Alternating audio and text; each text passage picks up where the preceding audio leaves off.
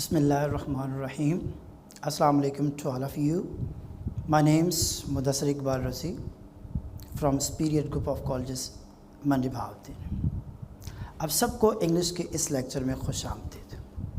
Dear students, आज हम inter part 2 के फर्स्ट लेसन द डाइंग सन को डिस्कस करेंगे। इस लेक्चर में आज हम ज़मीन की तख्लीक, इस पर ज़िंदगी का ज़हूर, कायनात में सितारों की तादाद, इन सितारों के दरमियान फ़ासला, कायनात हमें इतनी डरावनी खौफज़दा क्यों लगती है और ज़िंदगी किन हालात में मुमकिन हो सकती है, इन पॉइंट्स के बारे में आज हम बहस करेंगे। Dear students, according to sir James Jeans, चंद ऐसे सितारे खला में हैं जिनके बारे में हमें मालूम है जो ज़मीन से बमुश्किल बड़े हैं, और कुछ इतने बड़े सितारे हैं कि अगर उनमें लाखों करोड़ों ज़मीनें भी रख दी जाएं तो उसके बावजूद भी उनमें बाकी जगह बच जाएगी। इस कायनात में सितारों की तादाद गालिबन तमाम समंदरी साहिलों पर जितने रेत के ज़र्रे हैं, उन रेत के ज़र्रों की तादाद के बराबर है। ये तमाम, ये लाखों, ये करोड़ों सितारे खला में गर्दिश कर रहे हैं। कुछ ग्रुप्स की शक्ल में सफ़र करते हैं और कुछ अकेले अकेले सफ़र करते हैं। ये कायनात इतनी वसी है कि किसी एक सैयारे का दूसरे सैयारे के करीब आने का वाक़ियतन ये एक नायाब वाक़या होगा। ज़्यादातर हर एक सितारा एक खाली समंदर में एक जहाज़ की तरह मुकम्मल तन्हाई में अपना सफ़र करता है। इस पैमाने को नमूना करार देते हुए अगर सितारों को जहाज़ समझ लिया जाए तो हर जहाज़ का औसतन अपने करीब तरीन हमसाये से, यानी कि अपने करीब तरीन उस जहाज़ से 10 लाख मील से ज़्यादा वो दूर होगा। अब इससे एक बात वाज़ेह हो जाती है, और ये हमारे लिए ये समझना आसान भी है कि कैसे एक सितारा दूसरे सितारे को कहीं भी अपने करीब शाज़ो नाज़र पाता है।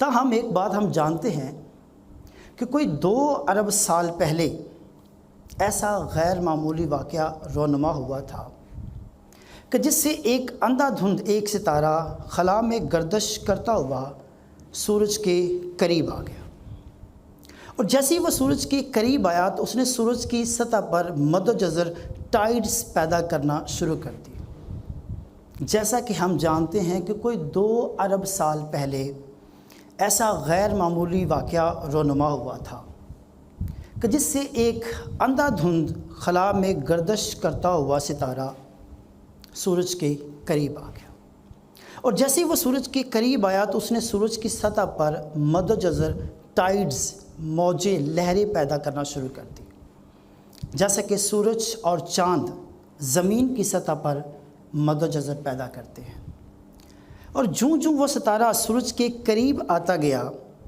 उन टाइड्स का, मौजों का पहाड़ बुलंद से बुलंद तर होता चला गया, जिसके बारे में हम बमुश्किल तसव्वुर कर सकते हैं।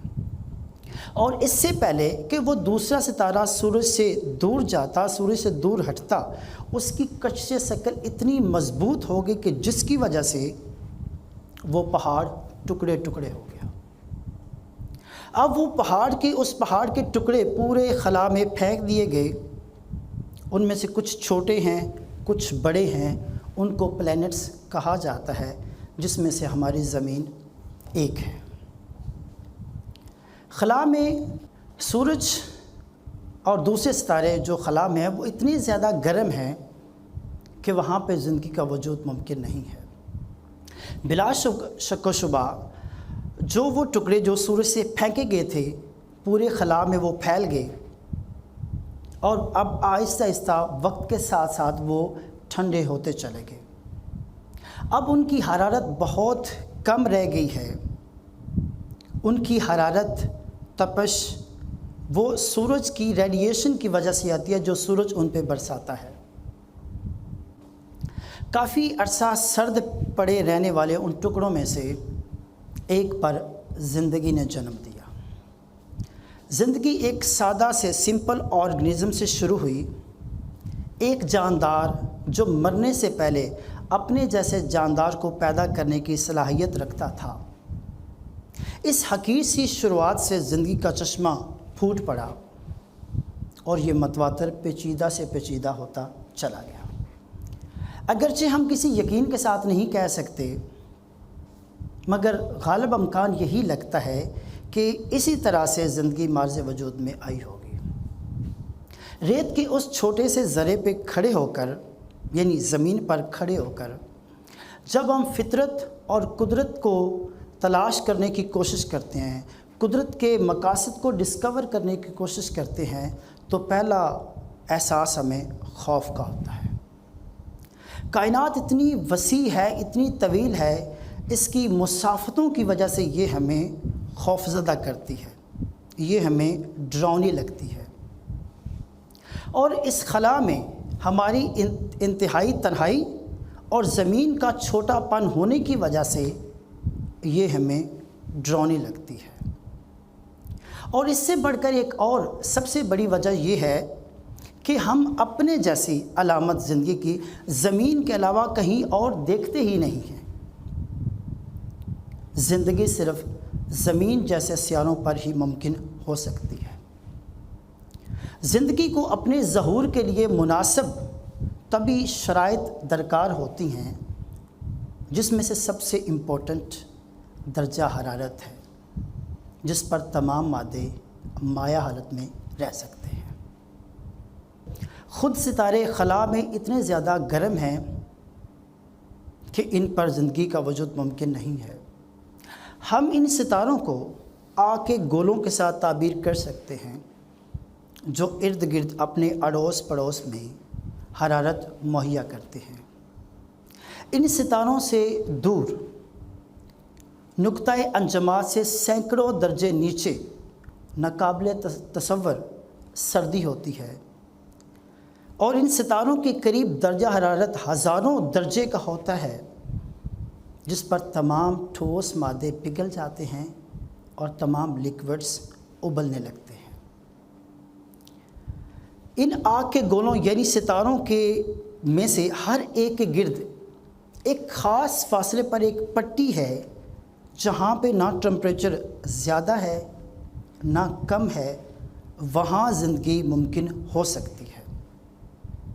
اگر ان پٹیوں کے اندر زندگی ہو تو وہ جل جائے گی، اگر ان پٹیوں کے دور زندگی ہو تو وہ منجمد ہو جائے گی۔ ایک عام سے اندازے سے یہ بات ظاہر ہوتی ہے، ایک رف کیلکولیشن سے ہمیں یہ پتہ چلتا ہے کہ اگر ان تمام پٹیوں کو اکٹھا کیا جائے، ان تمام پٹیوں کو اکٹھا کیا جن میں زندگی ممکن ہو سکتی ہے، تو پورے خلا کے 10 کھربویں حصے کا 1,000واں حصہ بنتا ہے۔ ان آگ کے گولوں یعنی ستاروں میں سے ہر ایک کے گرد ایک خاص فاصلے پر ایک ایسی پٹی ہے جہاں پہ زندگی ممکن ہے۔ وہاں ٹمپریچر نہ زیادہ ہے نہ کم ہے۔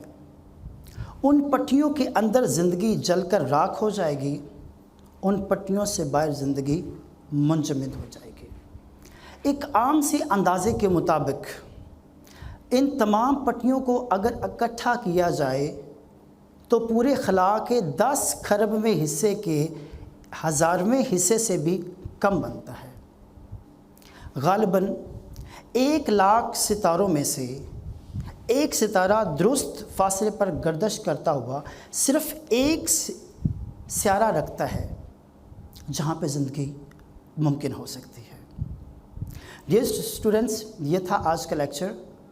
مجھے امید ہے کہ آپ کو سمجھ آئی ہوگی۔ انشاءاللہ آپ لوگوں سے اگلے لیکچر میں ملاقات ہوگی۔ اپنا ڈھیر سارا خیال رکھیے گا۔ اللہ سائے دیوال۔